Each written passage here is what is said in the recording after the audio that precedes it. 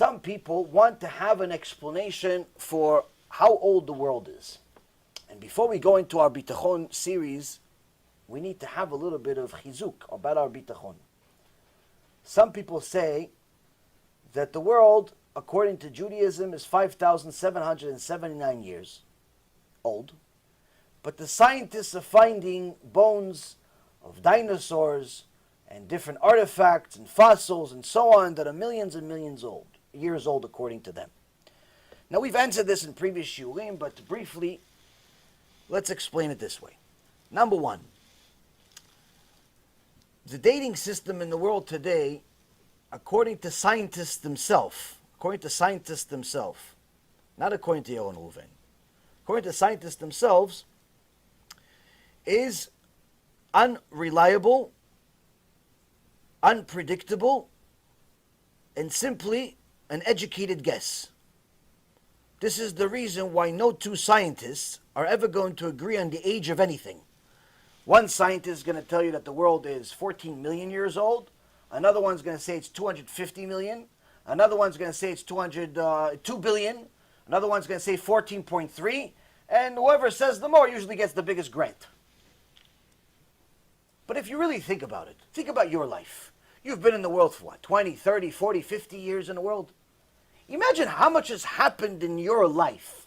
In your life, just in the last year. Every normal person last year has been like dramatic. Wow, so much happened. I learned this for the first time. I went there for the first time. I met this person for the first time. I read this for the first time. I ate this for the first time. I got sick for the first time. A lot of stuff happened in the last year in everybody's life. Not just this year, every year of your life. But you remember best this last year. If you think about, you know what, not just this last year. What about the last 10 years? Wow, last 10 years. Wow, I went through puberty. I became a man. I became a woman. I became an ape. I became something else that I wasn't when I first got into this world. I became Pikachu. Something happened in the last 10 years that ishtabach shimo lahad. I might as well be a different species because 10 years ago, I can't recognize myself. Can't recognize me. So much has happened in the last 10 years. So you look at it, just 10 years. What's 10 years? It's a lot. These scientists are throwing millions of years like it's free. One guy says 14 million, the other guy says 200 million, the other guy says 1 billion, 2 billion, 5 billion. They're throwing years like it's nothing. Why? Because they don't know anything. Because their own scientists cannot come to an agreement on how to correctly date the world, because everything that they depend on, as far as dating, depends on an environment that has to be stable, meaning an atmosphere that stays stable. There is a scientist that almost 30 years ago came out with a movie called The Fingerprint of Creation. And he showed how the different systems, atomic system, coal, carbon, so on, all different types of systems to date, are unreliable for different reasons. He's a scientist himself. But one thing I remember learning in science years ago is that all of the dating systems depend on one major thing, which is that the atmosphere will stay stagnant, meaning the temperature of the atmosphere has to stay the same in order for everything to be dated correctly. Why? Because if I'm going to date, let's say for example, I'm going to date an egg. I'm going to put this egg here. Another egg I'm going to date, to compare the two, they're both 1 day old right now. I have an egg right here in this room. It's going to be here for 10 years. The other egg, I'm going to put it in next to a volcano somewhere. It's a little hot. Now 10 years are going to pass. Are they going to look the same? No, right? But they're still both going to be 10 years old, but it's impossible for me to determine that they're both 10 years old without previous knowledge. Why? Because this one was in a big knesset, probably turned into worms and dust and nothing. The other one probably turned into a rock because of all the heat. So all of the dating systems depend on the environment staying stable in order for everything to make sense. One scientific fact we do have, not theory, like most of science, fact is that the atmosphere is not the same. The temperature of the atmosphere has increased by at least 1 degree. Meaning, unless you know exactly when that 1 degree changed, it is impossible for you to know how to evaluate anything.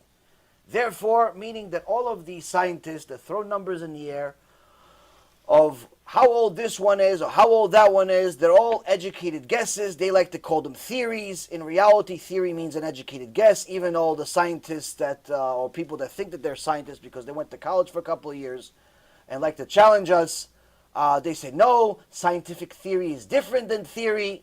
Not according to the dictionary. But the point is that the dating systems are different. Does that mean that the world really is 5779? No, it doesn't.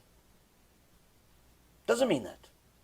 What I am saying is first to eliminate the poison in your mind to think that there's such a wide variance and that there's something called science that you can depend on as indisputable. We don't need science to agree with the Torah in order for the Torah to be real. We care less about what science says. In fact, it's science that's catching up to the Torah. We have a whole lecture about it. But the point being is that science itself, by its own definition, is based on theory, based on educated guesses that are, in many cases, very flawed. Those guesses are very flawed by their own definition. So, as far as the dates that the scientists say, even themselves, when they check different things, they've found major flaws where a monkey died 3, 4, 5 weeks ago. They put him in the same machine as they put some fossil that they said it was 200 million years old, and the monkey appeared a little older than 200 million years, or a little younger, maybe only 60 million years old, even though he died 3 weeks ago. Meaning that this is a flawed system. Now, there are different opinions of how old the world is as far as some of the Chachamim. They talk about how maybe the first couple of days of creation were not the same type of time as we have now. Maybe the first week even of creation was not the same thing, and really the 5779 that we have now is really starting to count based on when Adam HaRishon came to the world. That's what 5779 is. 5,779 years have passed since Adam HaRishon came to the world. So Chachamim say this leaves room for interpretation for the first several days. Because until he came to the world, maybe it could have been regular days. Maybe it could have been every day was 1 billion years. Who knows? But the common and accepted opinion is that when HaKadosh Baruch Hu created the world, he created time. Bereshit bara Elokim et hashamayim v'et haaretz. Bereshit means bechokhmah, with wisdom. And the sages say Bereshit also means he created time. Which means that the reason why he says there was day, there was night, is to show you that there was time, and therefore the universally accepted opinion is that 24 hours a day with a hour system like you have now, but minute system that's slightly different, because the Jews go by 1,080 parts per hour, not seconds. 1,080 parts per hour. You'll read Gemara Masechet Rosh Hashanah, explains to you the whole thing of how an hour in a Jewish world works. But nonetheless, the point is it's still 24 hours. And that was created from the beginning, and therefore one day was one day, and therefore really the world is 5,779 years old. So how do you explain, for example, some of the dinosaur bones and some of the fossils? Like we already explained that the dating system is flawed. The second explanation is that when you have certain things go under trauma, just like that second egg that was, let's say, kept next to a volcano versus the egg that's kept over here in the Bet Knesset, something goes under trauma, the way it looks changes drastically. We had a flood 4,000 years ago. The whole world went under a trauma. A lot of things went under trauma. So a lot of things that we're finding underground are after that trauma. That's another thing that you could explain it. But needless to say, even if somebody says, listen, I'm not going to believe in the Torah unless the world is 13.7 billion years old, like scientist so-and-so said, and even some smart rabbi said. There's actually a smart rabbi, I forgot what's his name. He's a professor at MIT also. And he says that there's no problem with believing that the world is 13.7 billion years old. No problem. Why? It doesn't change the Torah. Doesn't change Shabbat. Doesn't change Kashrut. Doesn't change anything. Okay, believe it's 13 zillion years old. Good luck to you. Still, Adam HaRishon started. Avraham, Yitzchak, Yaakov, Moshe, Aaron, everything else. Nothing changes. So, In so many words, this is a non-starter question. If you're looking for the truth, the answer is irrelevant. Whether it's 13 billion years old or 13 days old, doesn't make a difference. If you're looking for the truth, the answer is irrelevant how old the world is. Why? Because either way, the Torah doesn't change.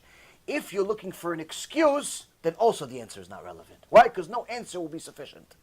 No answer will be sufficient because you're looking for an excuse anyway, so it doesn't make a difference.